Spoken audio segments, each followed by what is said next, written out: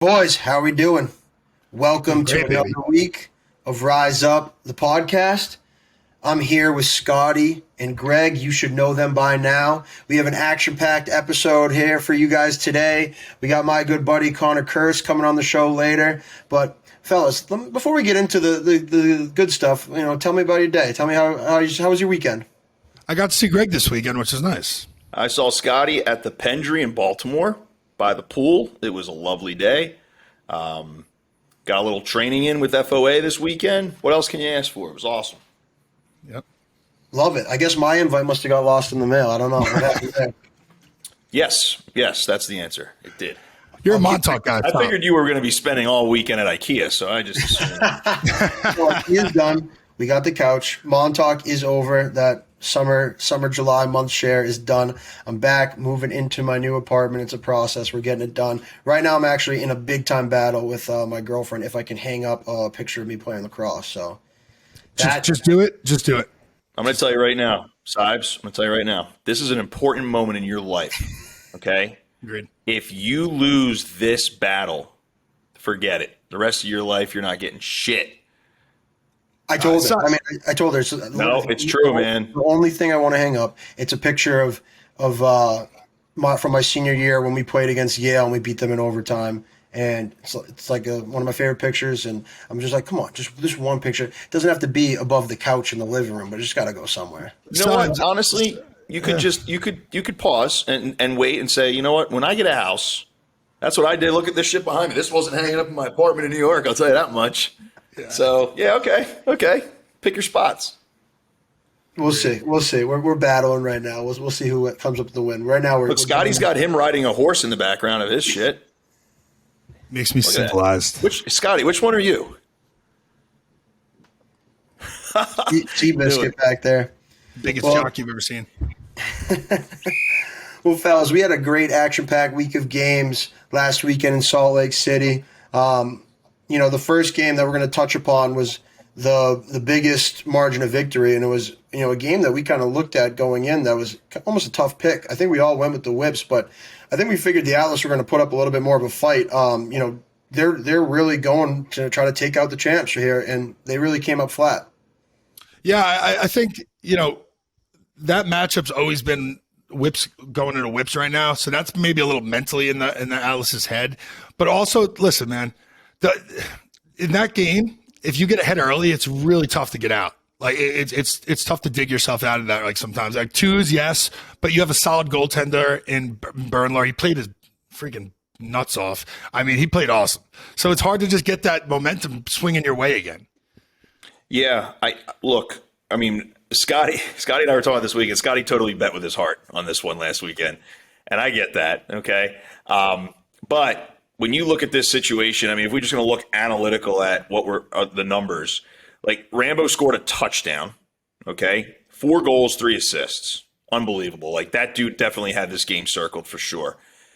Trevor Baptiste destroyed Nardella and that Whipsnakes face-off unit. He went almost 70%. He had 10 ground balls in the goal, and even the 9 face-offs the Whips did win. I mean, they were super messy. So, I mean, kudos to him. And when you're playing in a game and you're like, oh man, if we're winning 70% of the faceoffs, we're going to have a shot. The problem is, once again, the guy in cage, Berlor, for the Whips, 72% save percentage. Yeah. And that's just like crazy because early in the game, they had a lot of opportunities to get ahead on the Whips. And Berlor shut the door and set the tone. And Scotty, I'll tell you as like a guy who doesn't play goalie, but when you play in a game and the goalie's hot early and he stones you for the first couple saves and then they come right back down and score on you, it almost sets a tone like, shit. Now guys are going to be like, I feel like what Bernler does is he makes you think more than you need to as a shooter. Yeah. And he helps that defense because then they get a piece of your stick when you're shooting, or maybe you fake too many times and you run out of angles. But I feel like that's what he's doing to guys out there. Yeah, listen, man, as a goalie, we always talk about getting off to a hot start, making the first save, right? So, like, it goes 2 ways. Like, Jack wasn't seeing it early, and that kind of goes, right? And then Bernlord's making the first, I think it was 89%, and he had 8 saves. It was like 1 goal against in the beginning. It's like he's on, dude. Like, and then everyone starts like gripping their stick a little tighter. The shots aren't they're not like you're thinking, right? So that is why, like, I just think that's so important. We always talk about X factors, and X factors could be face-offs or X factors could be goaltending. That was one of those things that, like, the goaltending helped one hand and it fed the other. You're right. And Concannon actually did play better. Actually, when you look at this score, it was 12-1 at halftime. Right. And it's a tale of two halves because then the Atlas outscored them 7-4 in the second half. Right. So Concannon ended up with 17 saves at 52%, but it's just that the guy across from him was playing just unbelievable. And I feel like we say that every week about Bernlohr, and this is what made the Whipsnakes, in my opinion, dangerous from the beginning was they don't need to win faceoffs. Even though they're second or third in the league in faceoff percentage, they really don't need it to win. And here they are getting crushed at the faceoff stripe, and it didn't matter at all. It's unbelievable. Agreed. And you mentioned it, in your breakdown. Halftime was 12-1.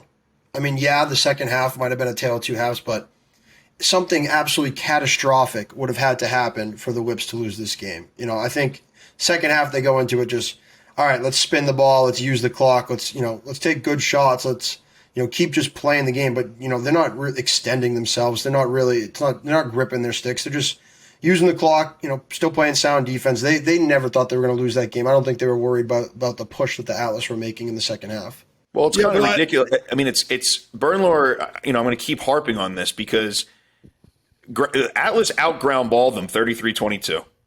They had a 2-pointer, and the Whips actually didn't have one for once.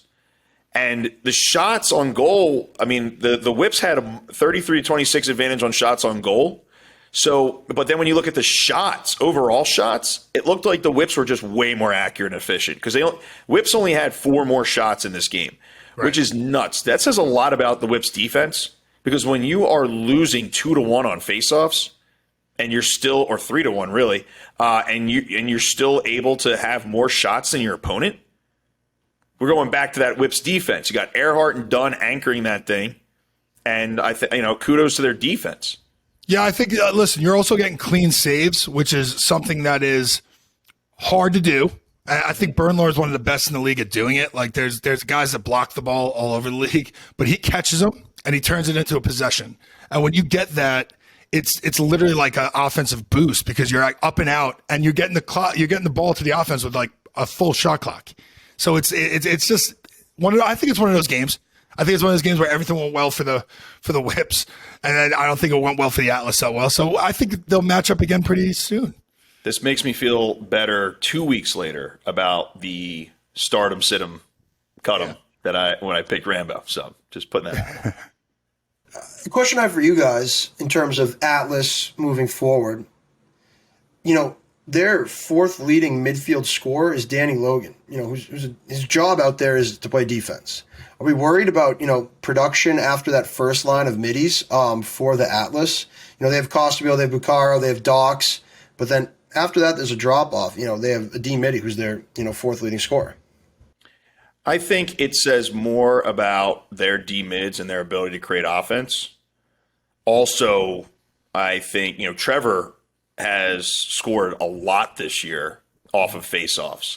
So I think it says more about how much firepower they have in other places than it does about their offense. I think their offense is okay. It's just, like we said, we've all been in these types of games, man, these quicksand games where it gets off to a rough start. And then guys start playing uncharacteristically because they're trying to save the ship, and then you just sink more and more and more. Yep. And I think that's what it was obvious when you watched the first quarter of this game. Halfway through the first quarter, they're like, "What's going on?" And guys maybe start grasping at straws and doing things that aren't characteristic of themselves. Yeah, Danny. I also think it's a little bit of they have like a new toy down at attack that they love. I mean, they love Chris Gray. I love Chris Gray, and they have Teat down there, and they got so many weapons down there, right? So sometimes you forget, right, like what you have up top, and they have all the ability up top. Brian Costabile is a freaking horse, man. He could do it all. So that's something they can figure out moving forward. But I think they will. Yeah, I think they will too. And I also think that the catalyst to this game was the Whips were listening to last week. We were talking about, they only win by one goal every game. They're like, one goal, huh? Show you assholes. Agreed. And the Atlas, they finished the regular season with the Chaos team that, they want to win as bad as anyone else right now. I don't know how the tiebreaker would shake out if the Cannons win and the Chaos lose. Would it be a Goal tiebreaker? differential? Yeah. It comes down to point differential. Okay.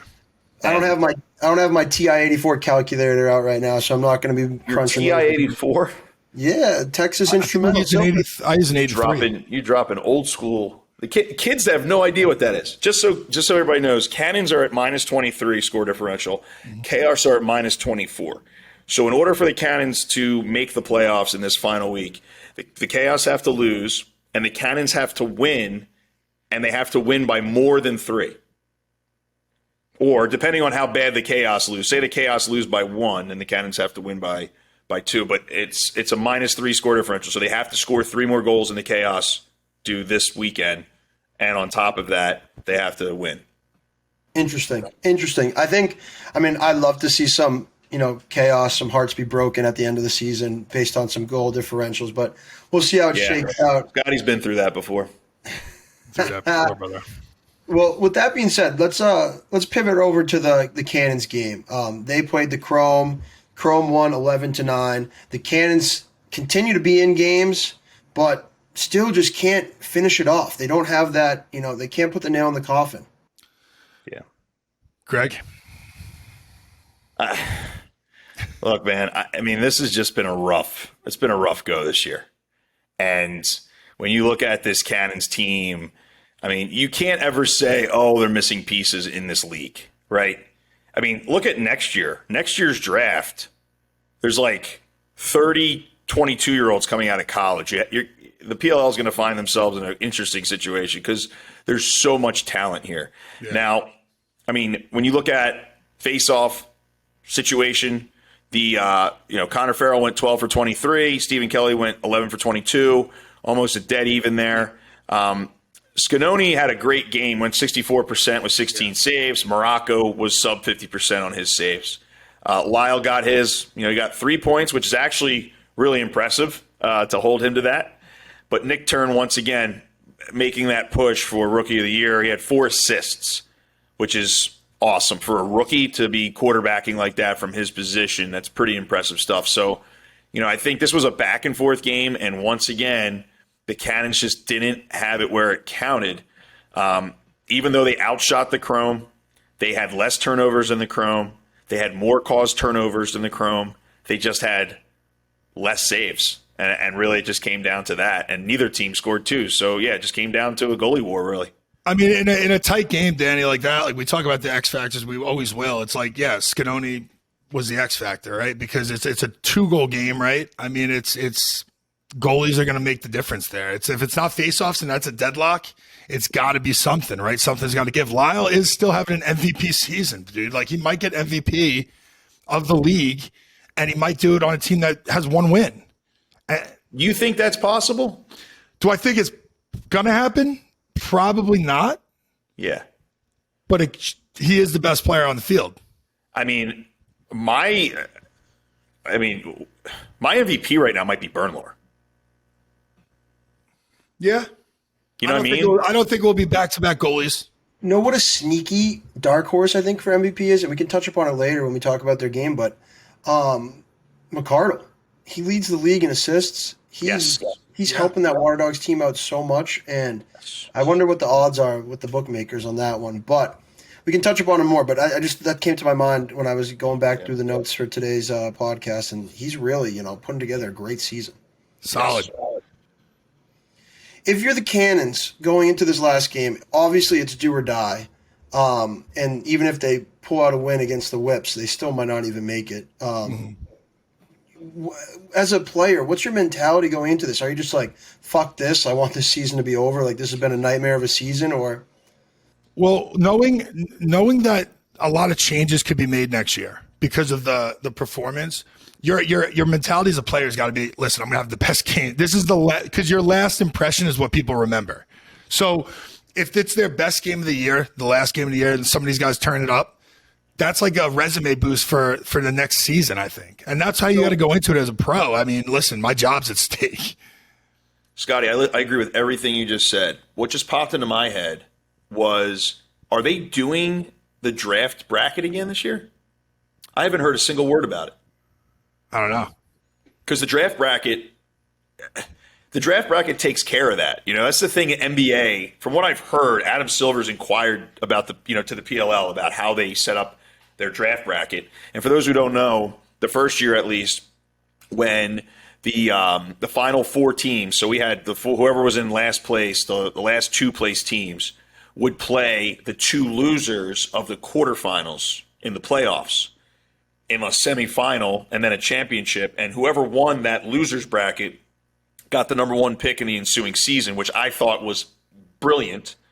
So if this year there's only one team not making the playoffs, I don't know exactly how they're going to do that. Right. But like Scotty said, this is such a competitive league, right? Yes, the Cannons are 1-7. That just means as a team, the chemistry just isn't there when it needs to be for everybody. That doesn't mean it's a bad team. It just means it's the least successful team in the league this year. And what I mean by that is this Cannons team could go into the World Games right now and compete for a gold medal. Okay, this Cannons team is filled with studs. There are studs, absolute studs, that haven't seen the field at all this year for any team.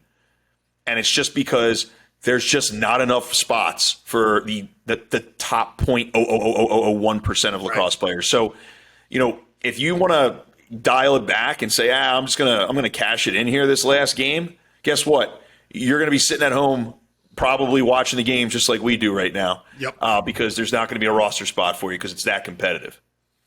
Agreed. No, those are great points. I would love to see the Cannons come out and really make a game, they've been playing with their backs up against the wall. I know a lot of those players on the team are frustrated because, just like we're saying, we know how talented they are on paper, and they just can't seem to string it together. But be on the watch for that game next weekend. Cannons playing for their lives. Should be a good one. They have the biggest test of the year, playing against the number one team in the league. But I just touched upon Kieran McCardle and the Water Dogs. They lost this week to the Redwoods 14-12. This was a huge win for the Redwoods, really trying to muddle up the middle of the standings right now. It's really kind of a dogfight in the middle. What we see in this game? Well, starting with the place I like to start, you got the face-off stripe. TD had a great game. He doubled up Withers. So they had, they had twice as many possessions off the face-off as the Water Dogs to start. On top of that, it wasn't particularly a stellar game for either goaltender, but Dylan Ward was sub 40% on saves. He only had 8 saves in the game. And, he was outshined by Jack Kelly, who only saved half his shots. So I think it was a tough game at the stripe, really tough game for Dylan Ward and Cage, and they still only lost by 2. But we saw Rob Pinnell put on a freaking show, man. He had 8 points. That was vintage Rob Pinnell, like 2015 Rob Pinnell. What'd you think of that, Scotty? Yeah, so I kind of take it back. I've been hard on the Redwoods, right? I know I've been getting it from Hearts a little bit. But that vet leadership is something that for this late push, and you predicted it earlier in the season of our pod, it's like I didn't believe at first, but if anything is going to happen for them, it's going to be started with Rob. And it's going to be how Rob does his thing. And listen, when he steps up like that, dude, that's a hard team to beat. I mean, that's a hard team to beat, to be honest. Yeah. Especially when he has 8 points, but 6 of them are assists. Yeah. Right? Because Rob has the most complete arsenal of lacrosse moves that I've ever seen an offensive player have. Agreed. And he is able to get to his spot. He's strong, and he's not a tall guy. He can get underneath his opponent as well. And the vision he has for not a tall guy, by the way, is like Liam Banks-esque. Yeah. Like, I agree. Liam Banks used to make passes where I'm like, dude, you're like a cockroach. How can you possibly have saw that person over all those sticks? So Rob's ability to be patient and get his whole team involved shows how far he's come. Because in the past, an 8-point game would usually mean 6-2 for him. Right. And now it's kind of the opposite. And you called it last week that he quarterbacks. Now, I'm kicking myself because I've tried my best this year not to bet with my heart on the Redwoods. Yeah. And I watched you do it with the Alice. I'm like, no, I'm not going to do it. Even though it all made sense, I'm going to go with the team that's been hot. But now here's my other question for you guys.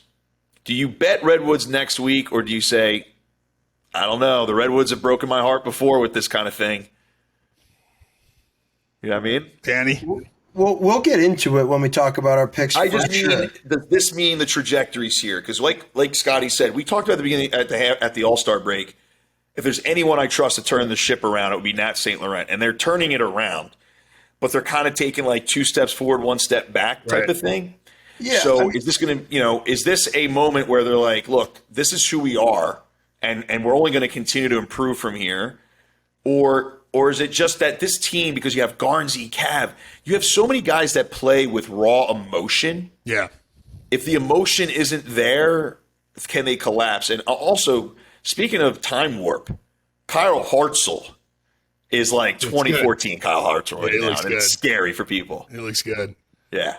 That face dodge he had, and he dunked it, looked Face great. dodge. I completely agree with you that, they play with such raw emotion. The Redwoods are still sitting at 4 and 5. They clinched the playoffs. I'm sure they can't be happy with, their body of work as a whole. Can they be happy with, a win last week? Absolutely. They're running into a buzzsaw next week with the Chrome. Chrome sitting in second place right now, 6 and 3. Can they use the Buzzsaw's aggressive, dude. I was taken aback by the buzzsaw comment too.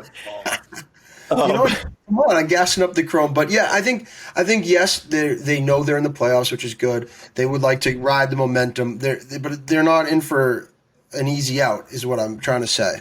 No, you're right. I mean, especially I look less at the standings from a win-loss record and more at the score differential of teams. And on paper, when you look at that, Chrome are plus 17 this year. The Redwoods are still minus 9. So, yeah, I mean, it's fair to say that it's a tall order next week, especially because the Chrome are trying to lock up that second spot. You have to remember, seeding is still important right now. Oh, yeah, 100%. So if the Chrome lose this week and the Archers win by more than 1, then the Archers take that spot. So, it's important to be able to play. I'm just going to say that a lot of people would probably rather play the Chaos or the Cannons right now than probably the Atlas or the Water Dogs. Oh, yeah. So, seeding is still important right now, even though we all know the Chaos are probably going to make a run for it. But, you know what I'm saying. So, yeah, I mean, they got to play well. Now, Farrell got the best of TD last time they played, but this is a very different Redwoods team right now. I agree with that, for sure. Totally. I agree with that, too. They found their stride. And like you said, Rob's, starting to dish the rock. And they have those kind of lefty wing pops with Ryder and Bertrand. And they're cashing those every single time. And, those were so good this week because they're playing Ward, who is a righty goalie, and they're popping to that left side, and they're shooting just low and away off stick. He had no chance on all those shots. And Rob's ability to get the ball to where it needs to be with guys all over his hands. He one-hand passed it. He played such a great game. And like you talked about goalies, X factors, face-off X factors, he was the X factor in this game by far and away. Yeah. Agreed. Besides, you make a good point too with Dylan Ward kind of getting exposed a little bit with that shooting spot. You know exactly who's paying attention to this right now, which is the USA coaching staff. Dino's sitting at home with his little chart right now, looking forward to next year. We called that the perfect shot, though. So, listen, at the end of the day, low and away, if you can hit that all the time, Jesus. I mean, that was a great shooting day, too. Listen, they put the ball low and away in that corner. It is what it is, right? I mean, it's one of those days. Absolutely. Well, especially because Wardo comes out. Yeah, he challenges you. He cuts the angle. Yeah. It's just crazy, though. I mean, this Courier, the middle of that Water Dogs, middle of the field for the Water Dogs, just unbelievable, right? You lose, you only win 31% of your faceoffs, and you still outground ball the Redwoods 41-27. You outshoot them 49-29. Jesus. Yeah. But the shots on goal, once again, the Redwoods had one more shot on goal than the Water Dogs. Wow. You had 49 shots, and only 22 of them made it on cage. Did Keegs tee you up with those advanced stats or what? Where'd those come from? No, these come from the interwebs. Well, let's keep an eye out for both the Redwoods and Water Dogs, two teams that are definitely looking to make a push and finish their season strong next week. We have one more game to recap for you guys, and it is the Archers versus the Chaos. Archers took down the Chaos 11-8. Archers look great. Low-scoring game, but, what does this look for, the Chaos going forward? We always talk about them making a push late season. When's it going to happen? Here's what I think, man. I think the Archers had a little juice there with Manny being from Utah. Holman did live there. Gitz lives there. It's a home game for those guys. Gitz looked great. I mean, they played Dobson the week before. He said he was going to do it at some point this season, so he did it. But listen, Gitz probably felt the kid played well.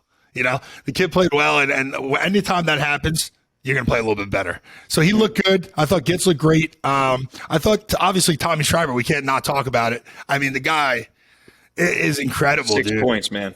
Yeah, but he makes it look effortless, dude. Best player in the world. We just talked about it last week. Thank God we said it. Okay, thank God. Hey, God, thanks for that. So, once again, we're going to go Statville here, okay? I actually thought Gittleman played subpar compared to what I'd expect from him. He was, Blaze Reardon played like Blaze. Remember we were making the picks in this, and I was like, it's hard for me to bet against the Chaos right now because I just don't feel like Blaze is going to allow them to lose. And God damn it, he did his best. I mean, he had 19 saves. 100%. And he was 66%. Gitz was 43% and only had 6 saves in the game. But why did he only have 6 saves? 31-18, the Archers outshot the Chaos. Now, Last week, Josh Byrne was saying we need to play our game. And it's once again, it really didn't seem like they were in sync at all. And the faceoffs were 50-50. It was a good battle between Adler and Inacio. Inacio seems like he's getting better every week. So, at the end of the day, it was just a ridiculous shot advantage. 31 shots on goal to 18. And yeah, man. when you overload even, the best goalie in the league, guy who's an MVP, when you put that much pressure on him, you can only do so much. And I feel like, Blaze just ran out of thumbs to put in the dam. You know what I mean? Like, it was just, he couldn't hold it back anymore. It's pretty wild if you think about how the two worst teams right now probably have the two best players, right? I'm going to say Blaze is back to form. Lyle's the best right now. And those two, I mean, listen, that's just kind of how it is, but it's kind of crazy how that's working out right now. I think that's nuts. Like, those two guys are doing their best, man. But that just explains, like, this is a team game. Like, you need cohesiveness, you need chemistry, you need culture, and we talk about the Whipsnakes. I mean, they got it. And like you said, like the Whipsnakes, you need a supporting cast around these studs. And my question is, you talked about Josh Byrne said we need to get back to playing our game. Do you think that all these other teams in the league have figured out the Chaos's game? They play that Canadian style. They definitely play probably the most unique style of any other team in the league. Just that's how Towers, manufactured this team. He got, the certain type of players to play a certain type of game. Do you think, the gimmick's done and these teams have figured it out?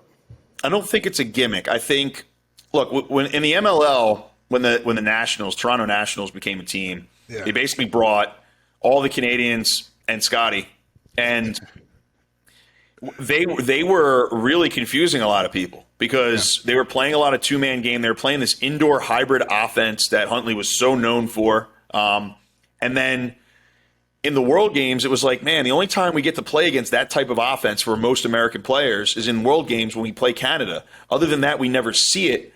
And it was a huge advantage. Now, with so many American players playing box, growing up with it now, all these guys are so used to the two-man game. I feel like Americans have gotten so much better at it.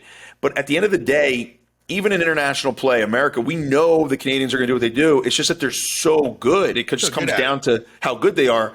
I feel like when the Chaos aren't on point with who they are and playing the game, like switching fields, getting it from one side to the other, and keep it spinning, when they're doing that, they're really hard to stop. I just felt like when you watch this game, the Archers did a great job of keeping their sticks on hands. Yep. And I think a lot of times when you're playing Canadians, you're used to the American thought of if he's not open, you don't throw it.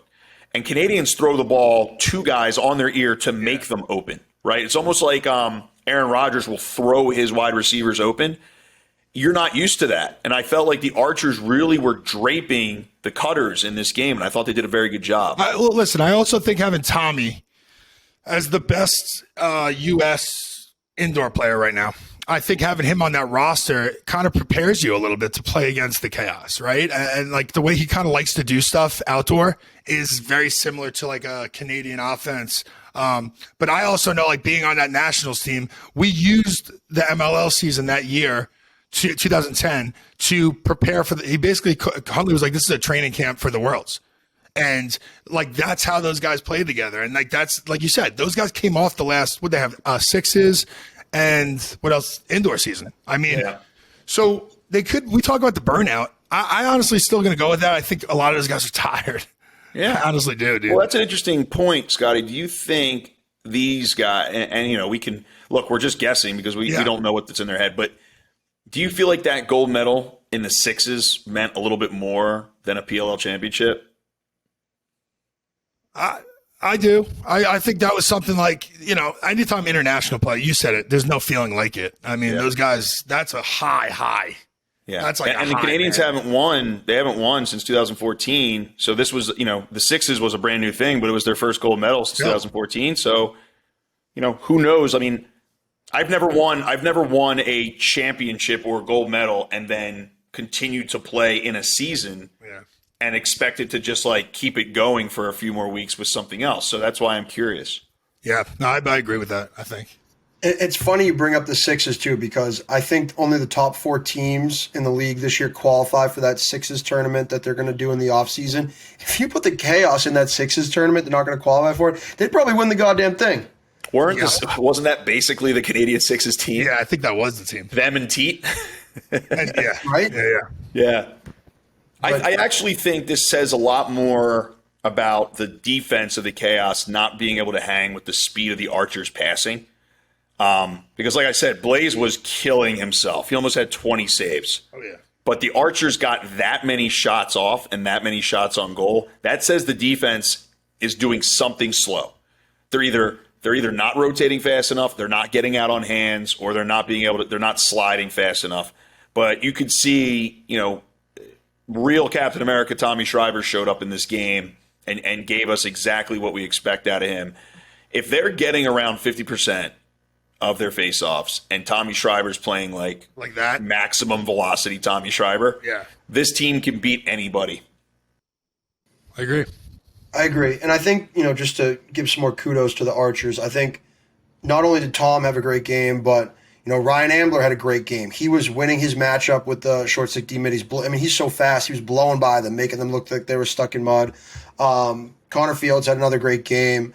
You know, the supporting cast definitely picked it up for them. Well, Danny, if you look at Ambler and Schreiber started playing together, Tommy actually asked for Ambler to play in Ohio. So that like chemistry that they have, if one guy plays well, the other guy's going to feed two. So like Tommy going off, Ambler definitely go. If you look at the trajectory of that, how that usually goes, Ambler usually has a great game when Tommy goes off because a lot of attention goes to Tommy. And Ambler has some time to do stuff underneath dodge, skinny dodge, alley dodge. So like I said, one hand feeds the other, but they might have found a little bit of identity that they didn't have. And I think that helps with that confidence making this push. Absolutely. I think, you know, they're definitely pushing right now. We talked about it a few weeks ago, you know, is this their last shot? Is their window closing? You know, these guys who are definitely on the older side of their career are putting together some of their best seasons. They're definitely hungry. They definitely want it. And be sure to follow along with them next week, and we'll make our picks for our games next week. But that concludes our recap for last week.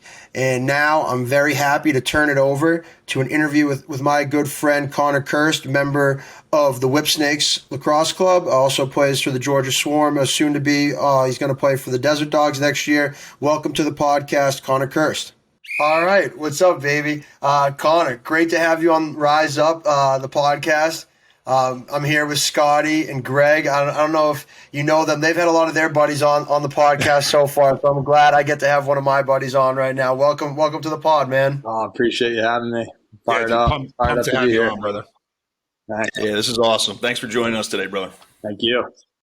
What do you got going on right now? You watch your brothers play earlier today. They really took it to Australia, huh? Yeah, it was a good win. Good win for the men. It's a lot of fun watching them and seeing how they're progressing game in and game out. So it's exciting stuff. Definitely, it helps break up the day when they're playing. So it's great. Don't forget who blazed the trail for them, right? You walk so they could run. Oh yeah. So, Connor, tell me about how things have been going this summer. I mean, you're playing with the number one team in the PLL right now. Came in seamlessly. You're averaging a point a game. So tell me what it's like playing on this particular team, because every week I feel like we're doing our picks and we're kind of like, yeah, I'm going to take the Whipsnakes against anybody.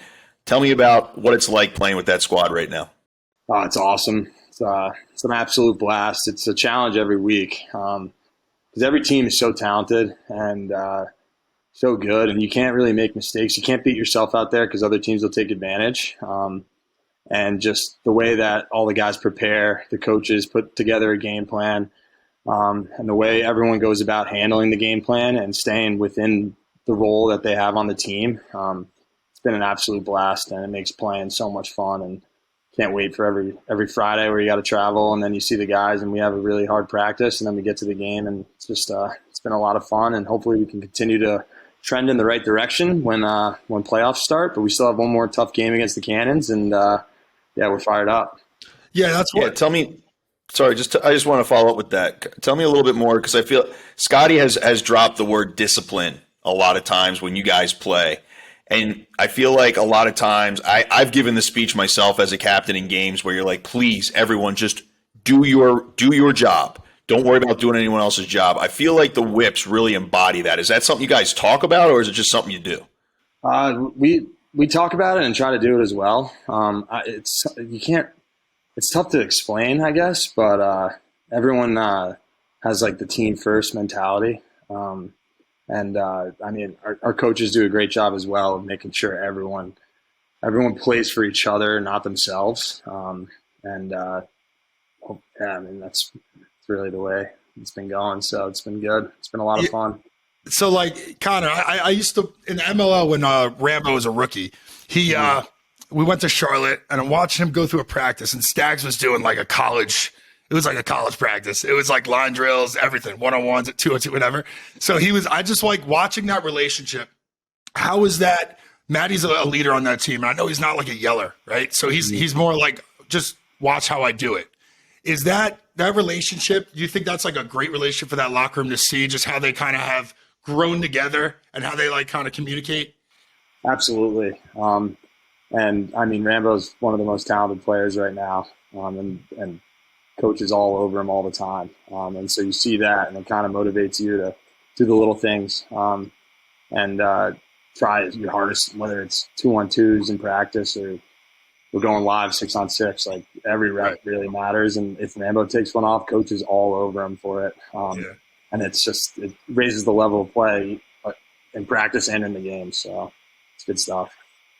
Connor, I want to ask you a question about, how do you look at, what your role is on the Whipsnakes? Because, right, you're a jack of all trades. You can play anywhere on the field. I was watching the game. First off, you guys took it to them this week.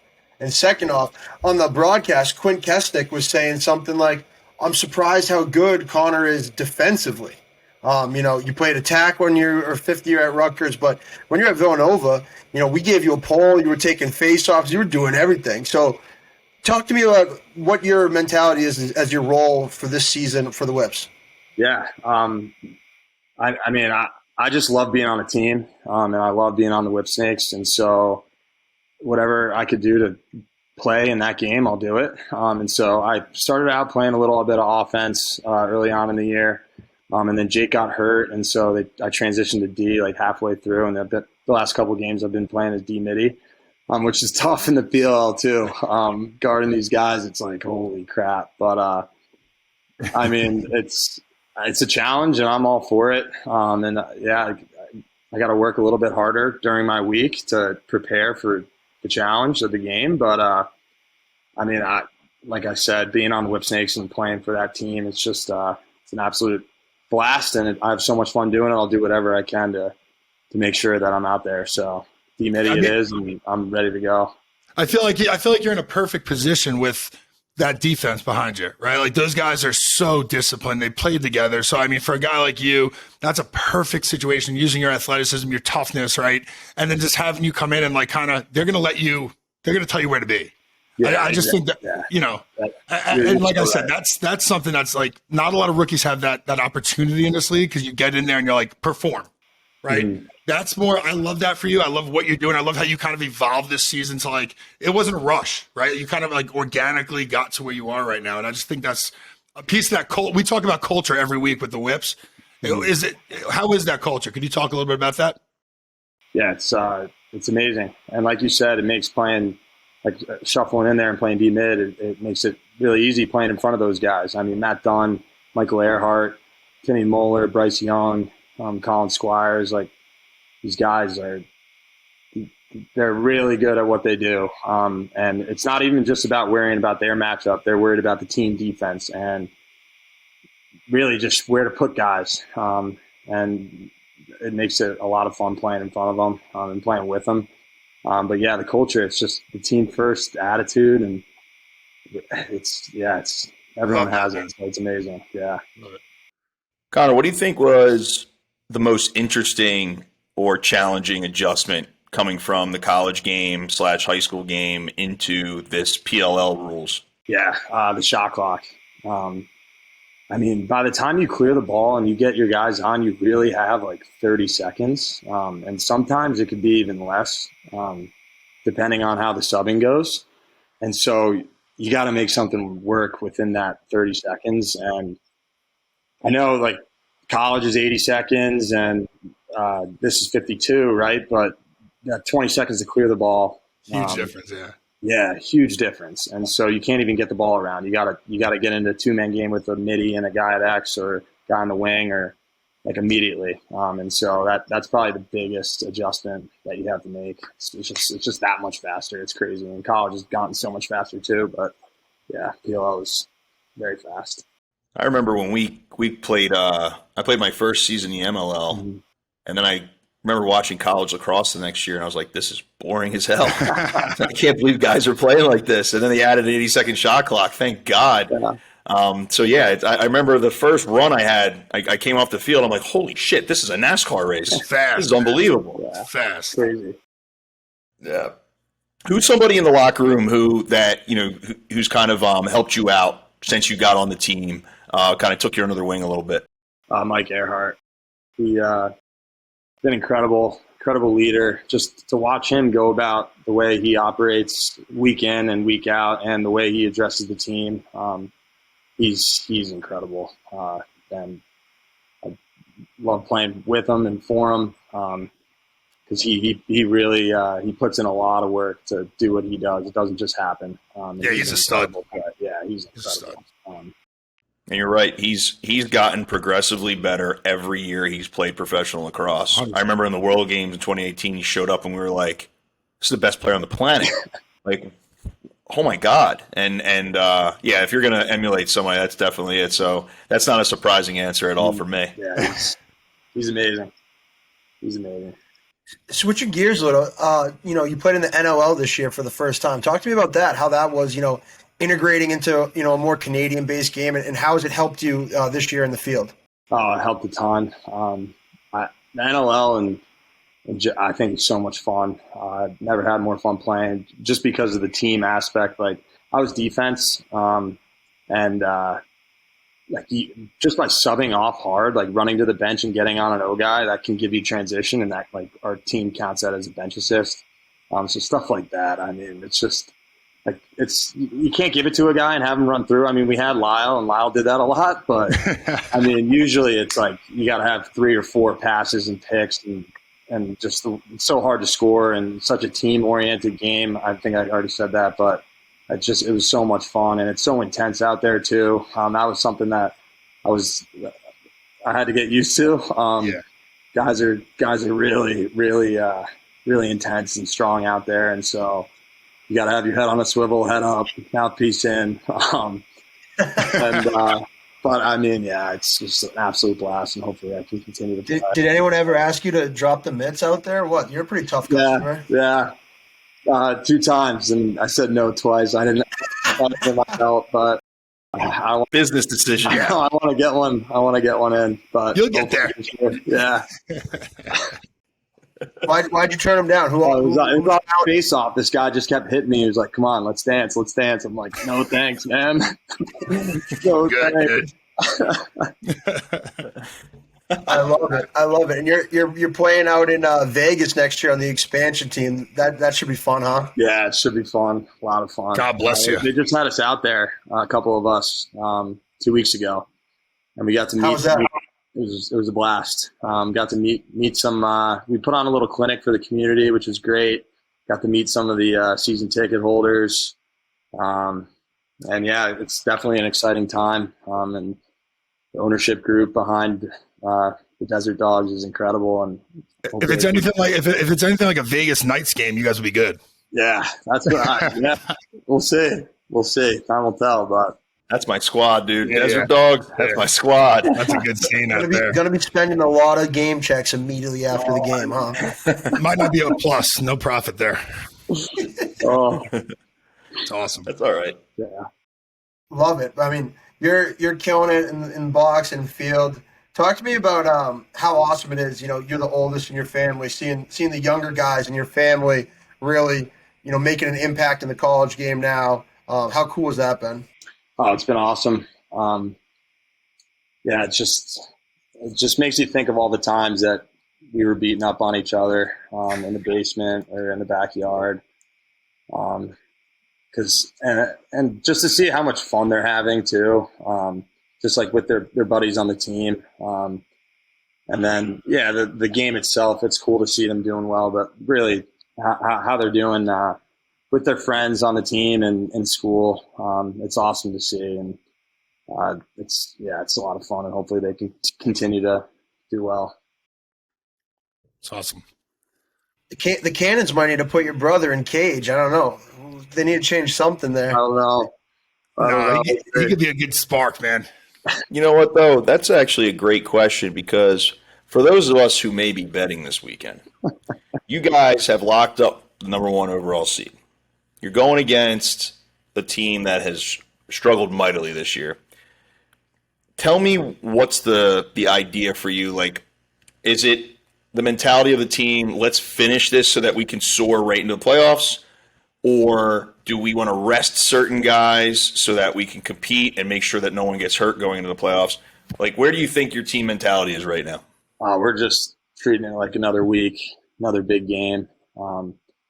And like I said, the Cannons might have had a tough go. They are still so loaded with talent, and they are still such a great team. They're in like almost every game.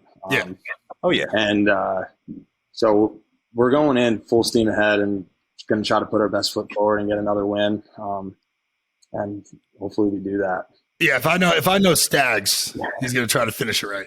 Exactly. Yeah. It's awesome. It is interesting, too, because it's only a 10-game regular season. Mm-hmm. Remember in 2015 when we had kind of locked up first place when I was with the Lizards, we had 2 games left, and half of us wanted to rest because it's a 16 or 14-game regular season. Half of us wanted to play. So that's why I was curious as to where you guys are at on that. Yeah. No, we're going full steam ahead. Love that. So you guys are number 1. With that being said, you mentioned how close, all the games are. Just going back to this past week, were you guys kind of, shocked how much you jumped out on the Atlas? Like, the Atlas are competing with you guys for, one of the better teams in the league, but you guys were all over them last week. Was there anything different about the game preparation, or just how the chips kind of fell? Yeah, it was kind of just where the chips fell. But going back and watching the film, they had a lot of good opportunities early on. Kyle played lights out, dude. Yeah. 72%. Yeah, and he robbed them of a couple early on.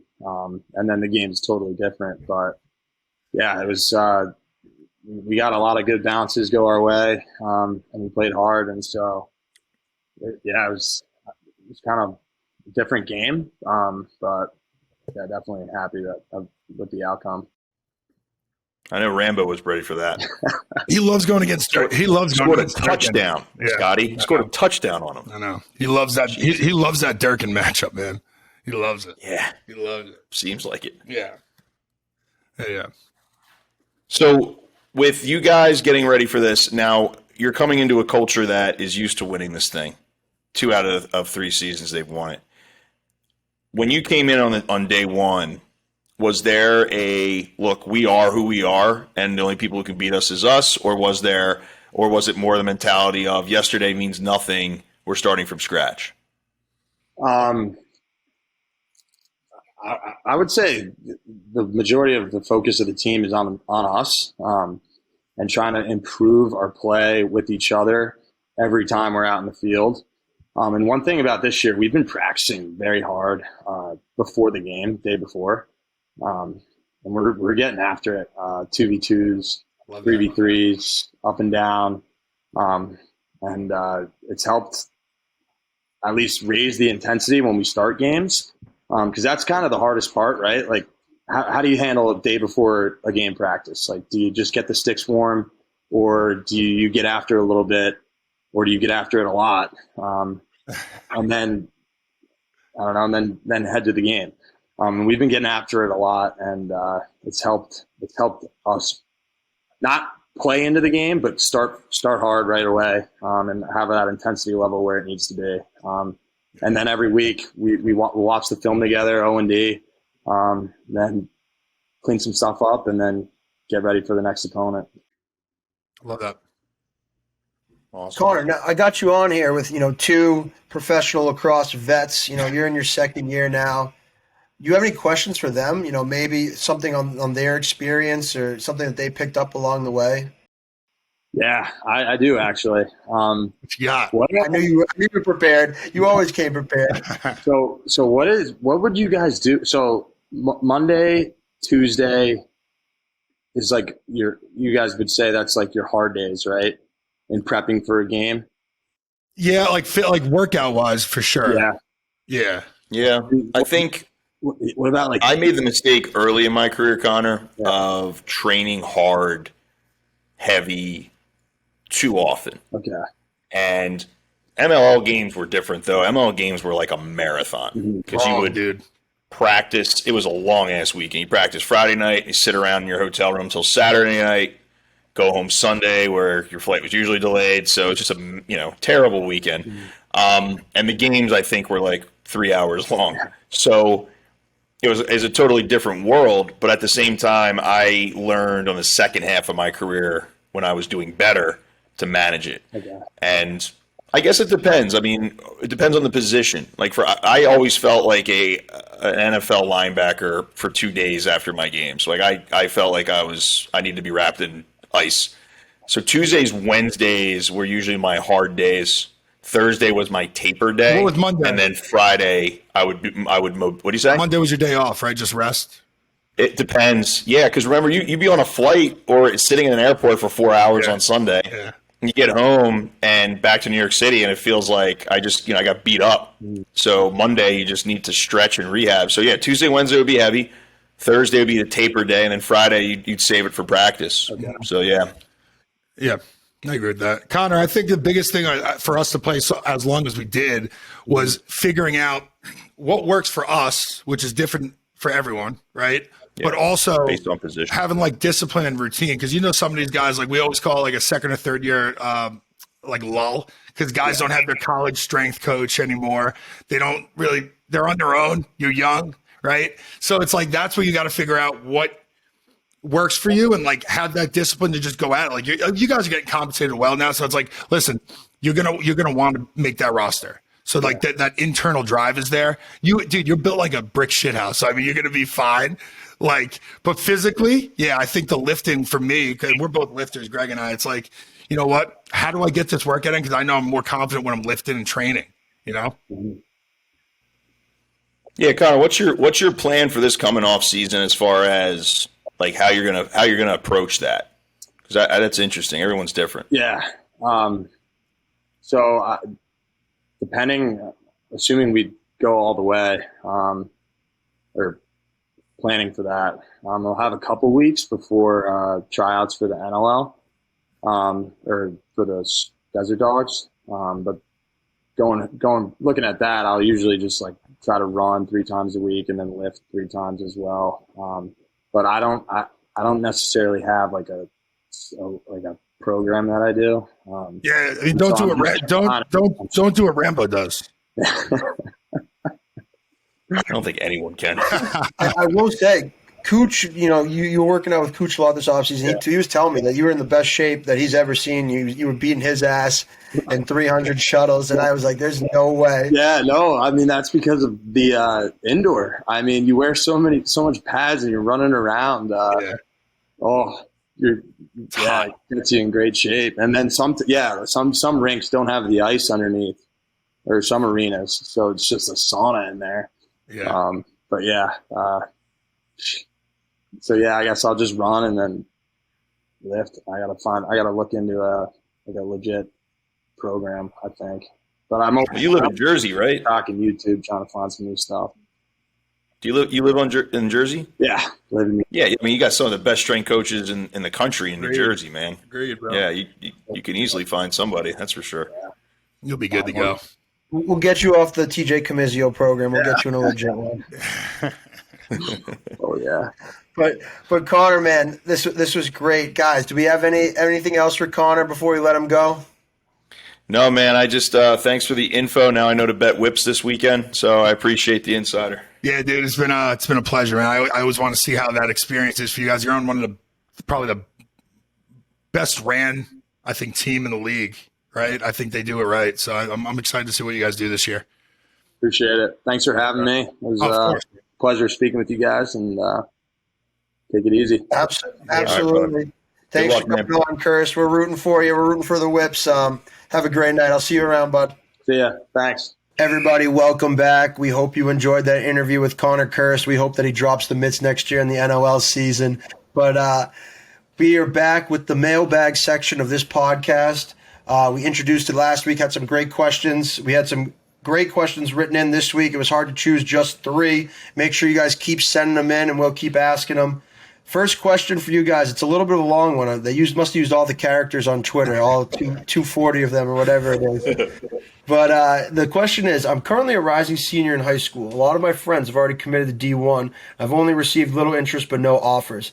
I haven't really talked to many D3 schools either, but feel embarrassed to do so because I always wanted to go D1. Any advice? Is this a senior? Rising senior. Okay, so he's a 2023. Well, young man, I will tell you this, that right now, as with the Face-Off Academy, for instance, I'm still getting calls from coaches from very good schools that still need 23 face-off guys. They're with the portal and guys leaving last second for different teams, et cetera. Basically, we have free agency like we've never had before. And injury rate, you never know. Your recruiting cycles never close. Now, I will tell you this. If your goal is to go Division I, and that's really all you want, you're pinning yourself into a corner. And what you may have to look at is contacting your schools that you are absolutely in love with. And I didn't notice how I didn't say teams. I said schools. Where do you want to go to school? And ask if you have an opportunity to become a preferred walk-on. And along with you, you should have CC'd your club coach, your high school coach, whoever can vouch for you. If you have the grades, and this is what it always comes down to, if you're a late recruit, if you have the grades and you can get in on your own, then you might have a shot at being a preferred walk-on. It happens all over the country. If that's not the case, then you will have to try to open it up and look at D2, D3, or just give up on lacrosse and go to college on your own merit. Yeah, I agree with that. I also think, listen, it's a time where recruiting is need based more. So like if these coaches don't have the guy that they really want, they're going to take a chance on a rising senior. There might be a spot that opens, right? I'm not a big pessimist with that. I'm like, there's always a door that can open, right? So what you control is the controllables, which is your training, your effort, right? What you're doing, like Greg said, are you sending the emails? Are you trying to get into that school? But like, listen, to just like give up and have a terrible attitude, kind of just be like, listen, I don't know, I didn't do it. There's still time. Right? You got to turn it on. People forget something too, Scotty. Like, I think it was probably the same for you. For me, I graduated high school in 2002. And back then, you didn't go on your recruiting visits until you did your official visits. And that was usually the fall of your senior year. Yeah. So I committed in October of my senior year. So you have to remember this, just because schools are recruiting earlier doesn't change the needs. Like you said, if I'm looking for guys the following year, then your recruiting cycle isn't over until you sign your NLI. And that's your national letter of intent in the fall of your senior year. So the door's not shut. I've had schools. There's a kid, Ralph Schrappa from Bronxville, that I used to coach, and senior year around Christmas break, Matt Madelon called me asking for a kid. And Ralph Schrappa had impeccable grades, and he was a really solid face-off man, and he ended up getting to go to his dream school halfway through his senior year. He ended up going. So that's something that's, I'm never going to tell somebody they can't do something, but I am going to tell you, like Scotty and I both just said, you better be putting in the work desperately to make it happen instead of just sulking about it, for sure. Agreed.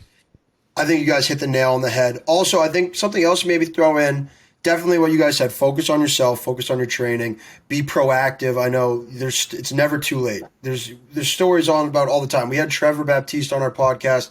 He was going D3 up until the 90th minute, basically. He was going to Franklin and Marshall, and then Dylan Sheridan, assistant from Denver, came out to watch him play his senior year and was like, yep, that guy. That's the dude, yeah.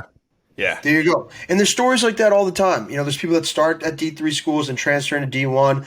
Me being from Massachusetts, a lot of times people that are in this situation reclassify and end up doing a PG year at one of these prep schools in New England.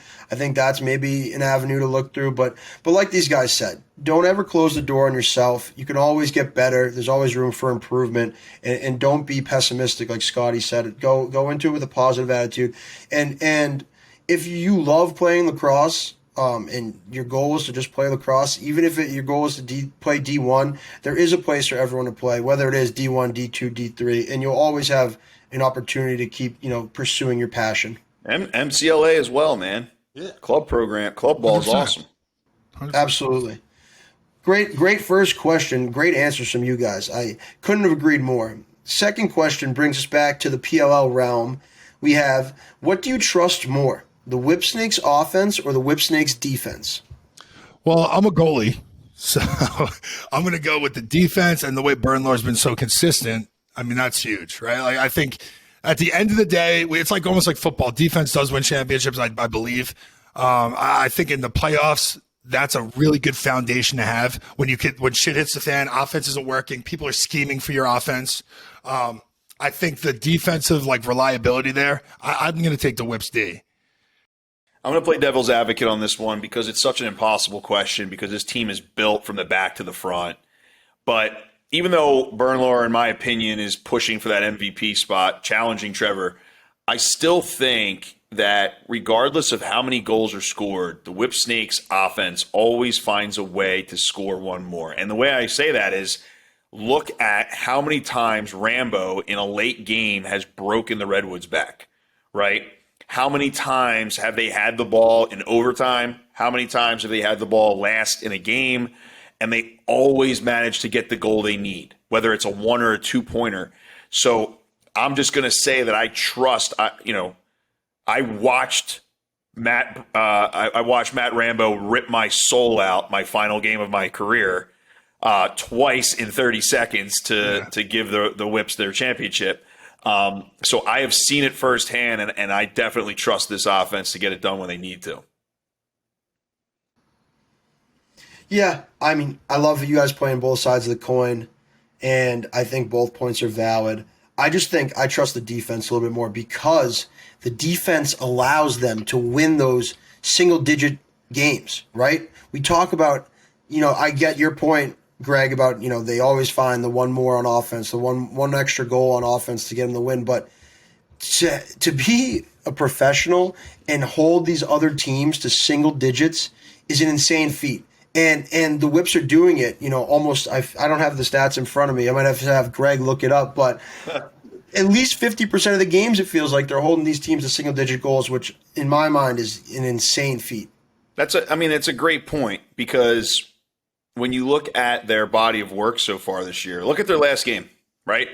They had less. They had 1/3 of the possessions that Atlas had because they were getting crushed at the faceoff, and their defense still stymied the Atlas in the early part of the game. And because of that, it gave their offense the ability to score in a very efficient way. So, yeah, I mean, great points. It's an impossible question because they're playing so damn well on both sides of the ball. Absolutely. Absolutely. Last question for this week it's more of a fun one. We have, why did you guys start the podcast? Greg? Scotty bullied me into it. I didn't want to do it. We said we wanted Scotty and I wanted to do this for a while. We talked about it a lot ever since we both decided we were kind of hanging it up. And we get along so well, and it's like a brotherly relationship. And I feel like Scotty and I get along really well because we're both extremely misunderstood, whether it's on purpose or not. When people see both of us, they have an expectation or a hope that we're complete pieces of shit. And I hate to kill them, but we're really not. Right. But we love lacrosse and we love the PLL because we want the PLL to be successful, and not just because we're lacrosse players, but also Paul and Mike are friends of ours, and we've gotten to play with them over the years, and we want them to be successful. We want the next generation to be successful. So the fact that TorchPro picked us up was a blessing because, I feel like we could have done a podcast that's successful like this with the PLL, but I also feel like being separate of the PLL gives us more freedom to be a little bit more brutally honest, which is what I think the viewers like so far. And also, it allows us to branch off into other parts of lacrosse as well. Yeah, I mean, I agree with everything Greg said. I also think us both being ambassadors of this game, coaching, doing our clinics and stuff, like for us, it's important to talk about this game and also put these young guys on a platform, right? I want them to build their own platform. Me and Greg and I have built our own brands, our own, like, people know who we are, but like some of these young guys, it's hard. It's hard to do. We've done it. We put ourselves out there. We get chewed up, spit out. But guess what? At the end of the day, we both know how much we care about this game.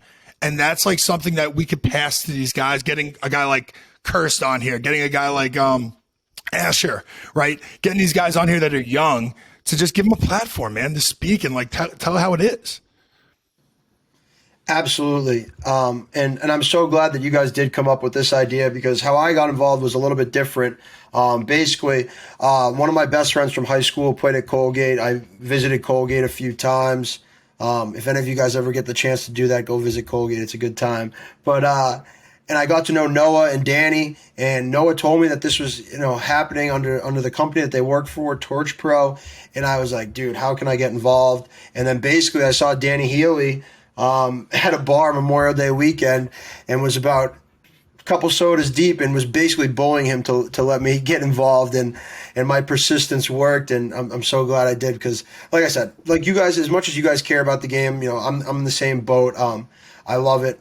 I still am a lax rat. I'm watching all the games, watching college.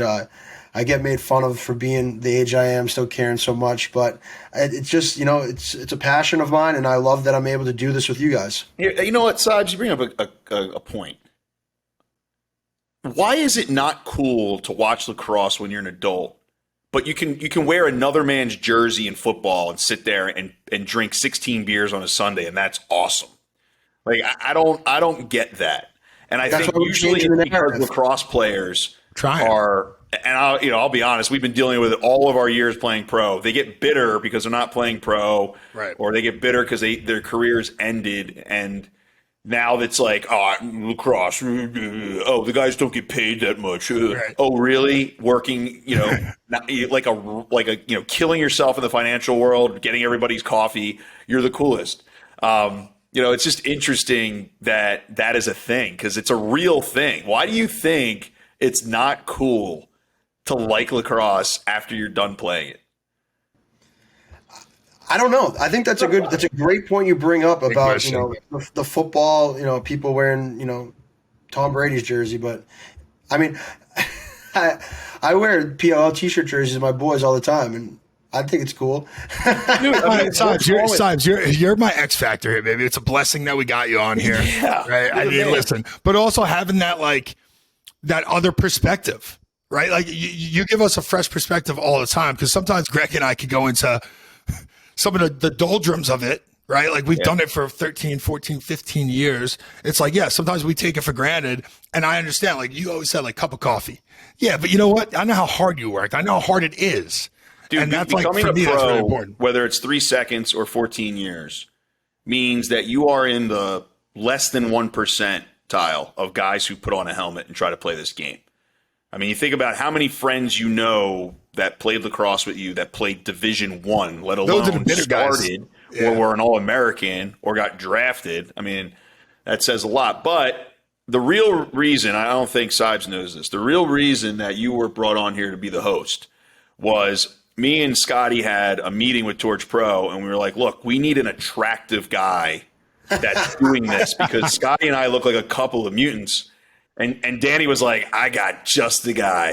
His eyes are piercing blue. It's the new camera. I don't know. It's just the new camera. So HD. 1080p, man. Yeah, make sure you guys, if you're watching this on YouTube, you check out the new camera that TorchPro just sent me. They upgraded me for sure.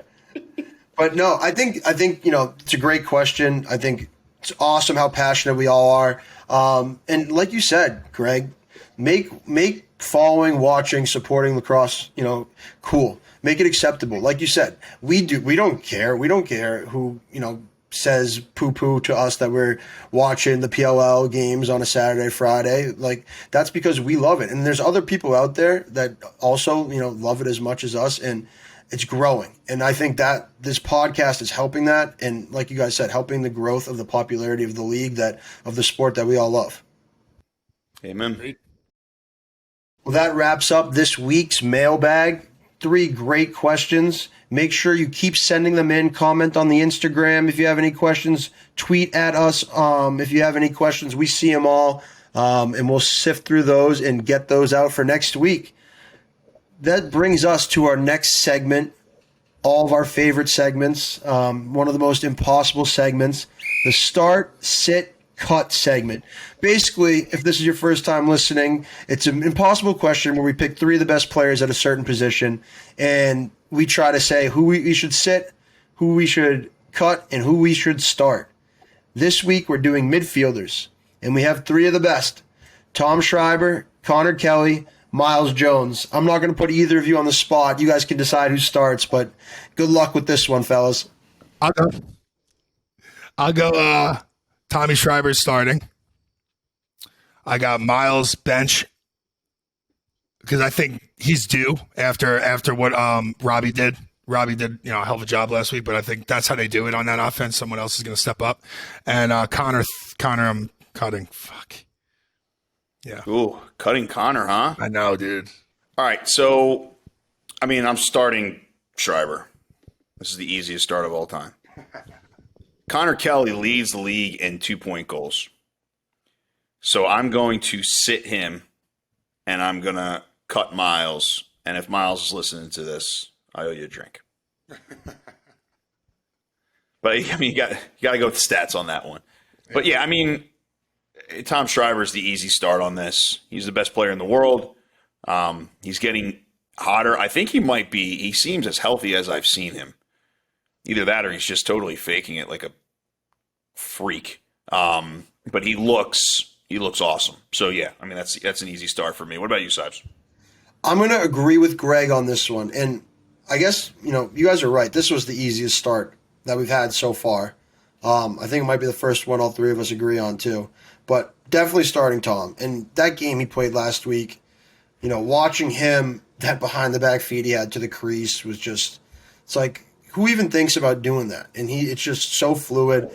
That lefty down the alley he had, like low to low down the alley, just what the hell? And then, yeah, I think Connor Kelly's been turning it up lately. He's been playing so well lately.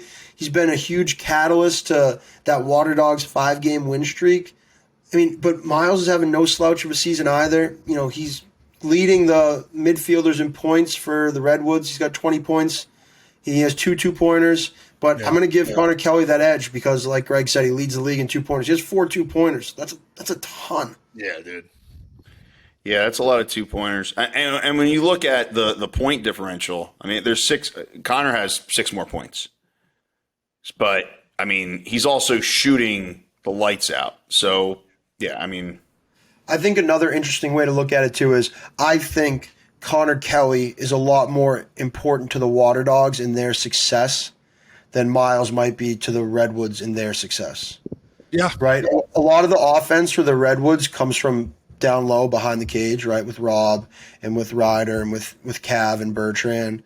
And a lot of how the Water Dogs initiate is from up top with their middies.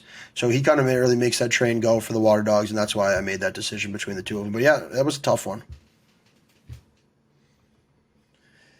I can't believe we all agreed on number one, but I guess I guess when it comes to Tom Schreiber, and we just talked about how he's one of the best players in the world, and Simple pick. the week he just had made it easy on all of us. Easy one this week. Maybe we'll get a harder one next week. I don't know. Maybe we'll do one of your fortes. We'll do goalies or face-off guys next week. That'll be a good one. That'll be the easiest. Don't do face-off, guys. That's Just, the biggest joke ever. Maybe I'll throw a wrench in. If all 3 of us don't take Trevor, then one of us has to get kicked off the show. All right, fair enough. Fair enough. This brings us to our last segment of the week, the Pick'em. Last week, Greg went 2-2. Scotty went 1-3. I want to talk about it. I'm struggling. I also went 2-2. A little bit of a down week for the fellas. Definitely some surprising games, some surprising results.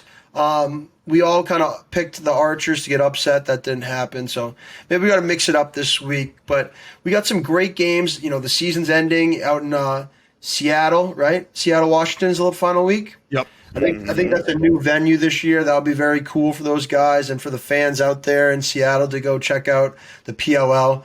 But the first game we have on tap is the Chrome versus the Redwoods. We kind of touched upon it earlier in our recap segment, but what do you guys see happening and how this game kind of pans out? I'm gonna take the Woods on this just because I've been a hater all podcast season, and I think it's time. I think it's time to give a little respect to my guys, Robbie P, Hearts, right? They're going to get the goaltending. I think there's going to be a bounce back game for Jack, right? And I honestly think Epple is playing great, dude. I think they're hitting stride. So I'm going to go with the Woods. All right. So in my experience, the Redwoods are at their best when their back's against the wall. They are in the playoffs. Whether they're 4th or 5th doesn't really matter that much when it comes to seeding. The Chrome really want to lock up that second place spot. They have not only Rookie of the Year, in my opinion, but they also have someone challenging for MVP in Nick Turn. They also owned the stripe last time with Connor Farrell. And this defense, I mean, I call it a win, only gave up 3 points to Lyle last week.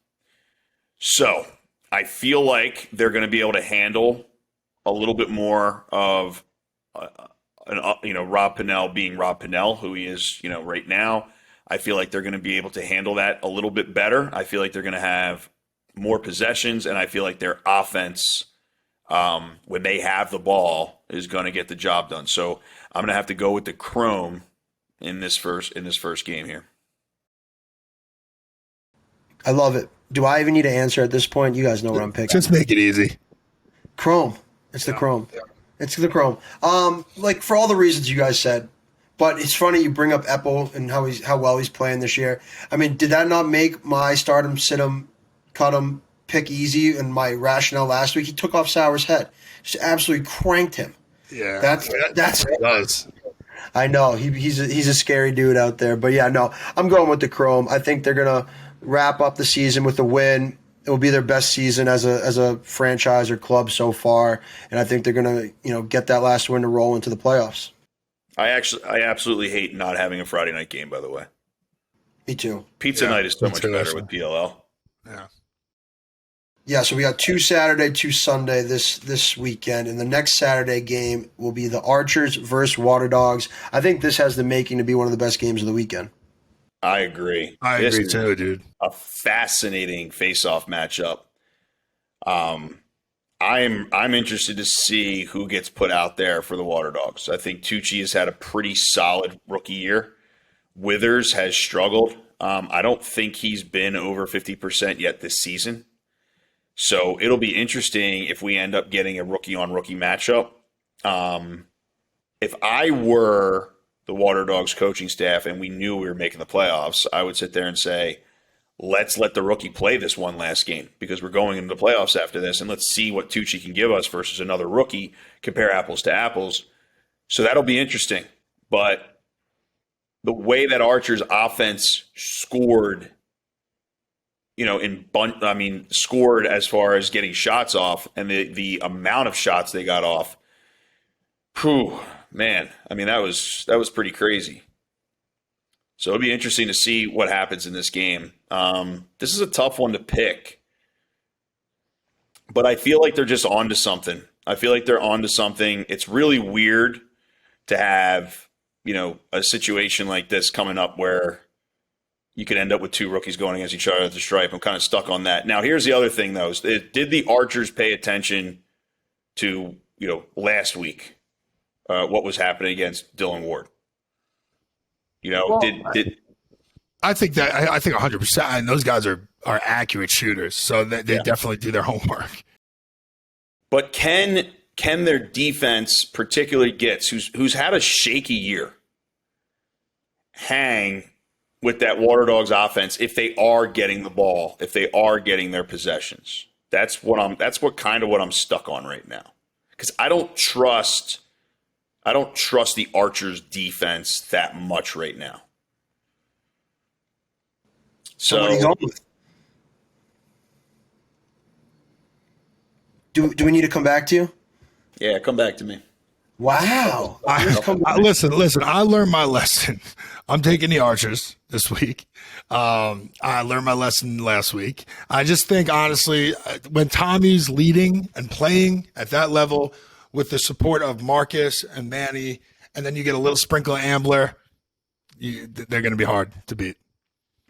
I'm on the same page as you. I got burnt betting against the Archers last week. I'm not going to make the same mistake twice. I think it's going to be a super high scoring game. I think it's going to be like Archers 16-14, but I'm going to go with the Archers. So you guys are both going Archers, huh? Yes. All right. Just on principle, then I'm going Water Dogs. All right. I honestly, this is a coin flip for me, so I'm going Water Dogs. They're both 5-4. They're both in the playoffs. Let's have some fun. I'm going Water Dogs.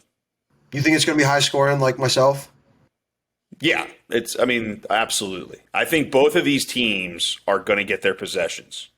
I think they're both going to get their possessions, and then it's just going to come down to efficiency. I think Wardo is going to bounce back a little bit in goal. So do I. I just don't know if Gitz will or not. So I'm just going to go Water Dogs just because I need to be different. So for the listeners here, take one for the team. I feel you. This next game, our first game on Sunday, might be hard for all of us to be different on. It's Whipsnakes versus Cannons. Yes, I'm going Whipsnakes, and I don't have to really explain myself. Whipsnakes.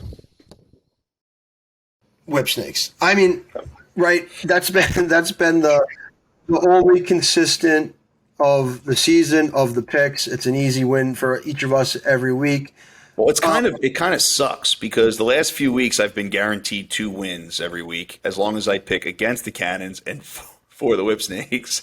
And now these dickheads are playing the same game, so now I don't get that. I know we had Connor on, and I know he kind of gave us the media trained answer of, oh yeah, we're preparing for this like any other game. Do you see the Whipsnakes going into this? I don't want to say not prepared, but nope. maybe he tries out some rookies. Like he lets Keegan Khan spin a little bit more at attack, or that kid from Ohio State, that rookie, lets him spin a little bit more at attack. Like let them get a little bit more feel, let them get in the flow of the game. Maybe let the superstars take a Even if they did, I don't think it would matter. I think Burnmore's going to make saves. I think they're going to win the majority of the faceoffs. I think Nardello's going to come out and have a bounce back. Yeah. And I think the Whips are going to here's what's dangerous. Is like I said, the Redwoods play their best when everything is on the line. I feel like the Whips are severely dangerous when they're relaxed. They just clinched the week before this. And they go out and just sling it around and crush who we all thought was second or third best team in the league. So Yeah, I don't think Stags is going to allow them to do that. You only get 10 regular season games. This season is so short. Condensed. I just don't see how you can not be up for this game.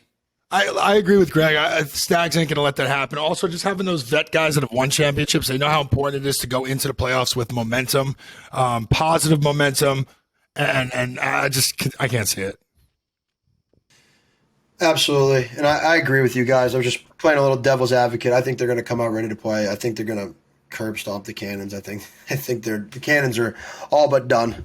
But maybe we'll soundbite that like Max Kellerman, and it'll be pie in my face later on. We'll see.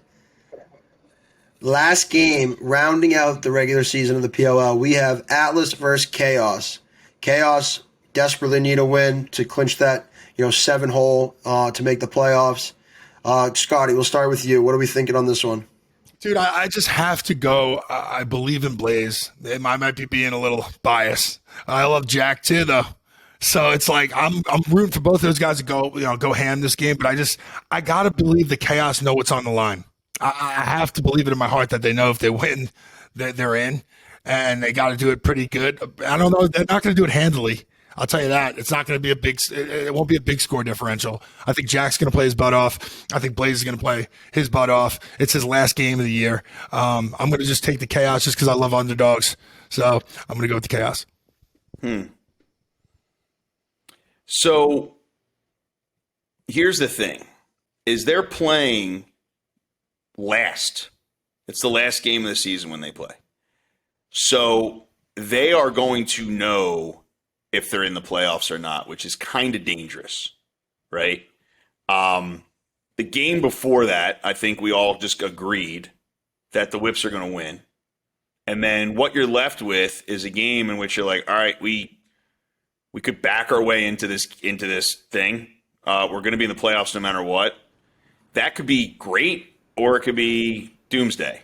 Because I don't think a win changes their seed, though. A win doesn't change your seed. That's what I'm saying. And this is dangerous because you're in a situation where you don't think you can make the playoffs no matter what, and you don't think you can lose and get out of the playoffs no matter what. So you're going against an Atlas team. Look, Trevor is going to be Trevor, absolutely this week, and I think Kincannon's going to bounce back. I think this is going to be a lot of motivation. I think a lot of those guys are in that locker room going, dude, 7-4 second half. We just have to come out and shoot well to start this game. The problem is, best goaltender in the league really doesn't want you to have that.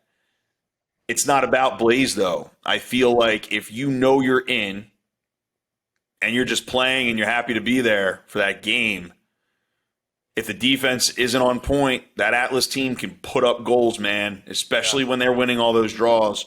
So I'm going to have to go. I'm going to go Atlas because the Cannons, if they lose that game beforehand, a lot of shoulders relax. And I think the Atlas want to win this game because of what happened last week to make themselves feel good going into the playoffs. Agreed. So that's what I'm going to do. So you're going Atlas? Yep. I'm going to agree with you there, too. I'm going Atlas. I think, first off, I think Ben Rubio is a great coach. Everything he's done with this Atlas team, kind of, putting TNT to the roster and kind of starting it over from scratch and building it how he wanted. He's done, his results have spoken for themselves. I think last week was an uncharacteristic loss for them, even to the best team in the league. They got doubled up. I think that's very uncharacteristic for them. I think they're going to bounce back. They're going to want to win this game. And then my thing with the Chaos is similar with the Cannons, right? We go down the roster and we see all these guys who are just flat out ballers. But something this year just hasn't clicked. They started in the hole a little bit, right? They had the replacements playing at the beginning of the year while the Bandits guys were, finishing out the NLL championship. And then you get these guys who, just grinded. The NLL season is so fucking long. They grinded for 6 months and had to just got their hearts ripped out losing a championship. And it's like, all right, now you got to go to Philadelphia and play in a game. It's like, what the heck? And I think that going into that situation for them after, starting behind the 8 ball, They just really haven't been able to get back in front of it. And I think that's why, this season might have to be chalked up as a learning experience for them. I don't know. We'll see going forward if they, they make the playoffs, they make a run. We'll see. We keep talking about it every week. We're waiting for them to make their run. They've done it before. They can do it again. I don't see them winning this game. I'm going Atlas. It's just fascinating because this is the first time they're playing each other this year. Yeah. That's crazy. So some teams had overlap. Some teams doubled up because there's 8 teams and there's 10 games. 8 teams and 10 games, yeah. So they didn't play everybody. So it's just an interesting matchup for the final. I mean, I wonder how many of these games are that case. I wonder how many of these games. If there's 7 unique opponents and there's 10 games, I mean, you double up on 3 teams. Yeah, interesting. So yeah, it'll be interesting. So we got some little bit different picks this week. It'll be interesting to see, the final tally after this week, and then I'm excited for the playoffs, fellas. I'm really fucking pumped for the playoffs. I know we're in talks about going to that championship game to check it out. I'll be excited for that. Hopefully we can make that happen. But yeah, I mean, it's at that week 10 or whatever week this is, and now we're just get to the playoffs already, right? It's go time. Yep. Absolutely. Well, fellas, another great fucking week. That wraps up our show for today. Make sure, listeners, subscribe to Apple Podcasts, subscribe on Spotify. If you're watching us on YouTube, subscribe to the TorchPro YouTube channel. Follow us along. Like we said, write in, comment, interact with us. We'll be sure to respond. Fellas, great week as always. Thanks for doing this. Pleasure, fellas. See you boys in the winner's circle. To the moon.